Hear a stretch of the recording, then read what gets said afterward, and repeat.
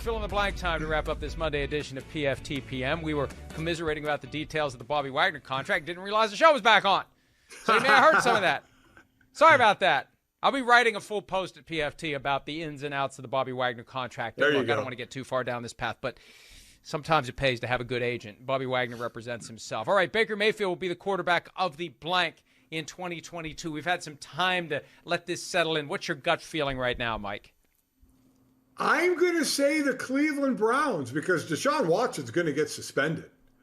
So it's going to be real interesting. I kept thinking Seattle or Carolina. I know a lot of people have, but I'll be a little crazy here and I'll say he stays with the Browns and they use him until Deshaun gets back.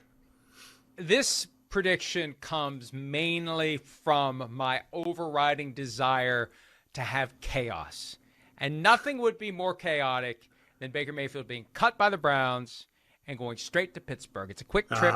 Don't have to spend much on the Mayflower moving van to get from Cleveland to Pittsburgh. And I just think that would be awesome. And that would really add even more fuel to a rivalry that's already pretty good. And it's gotten better because the Browns have gotten better in recent years. Speaking of the Browns, former Cleveland receiver, most recently with the Rams, Odell Beckham Jr., he will sign with the who, Mike Golic? Oh, my gosh. I mean, he's not going to get a ton of money somewhere, so it's got to be with I'll say, let's go with Tampa Bay. No. Hey. Tampa Bay. Yes. Sims talked about that earlier today. The longer the Rams wait, the greater the chance Tom Brady's going to get on the phone and say, come play here. Yep. We can't pay you much, but you can win another ring. You can go back-to-back with two different teams. Listen, I agree, and I know he's coming off the injury. I get that, but this is when you load up. You load up on a team where that just got a quarterback, and I say they did get a quarterback because Tom left and then came back. So you find that team that has that really good quarterback and say, okay, let's go there for a year.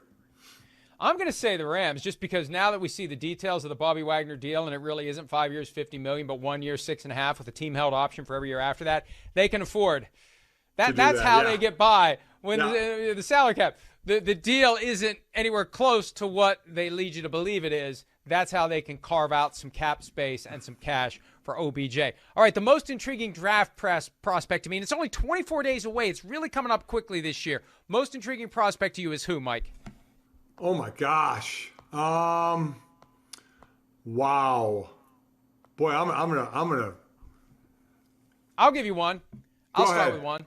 Go ahead. Because he had some comments over the weekend. He had his pro day. Kayvon Thibodeau, the pass rusher from Oregon. Right. Very big believer in his abilities. There's a lot of chatter out there that he takes play off. He doesn't play hard all the time. Where's he going to land? He's already got the pre-built chip on his shoulder. I'm fascinated to see where he lands and what that does to kickstart him. Sometimes a guy needs a little humility from sliding on draft day to find himself, at a higher level of motivation.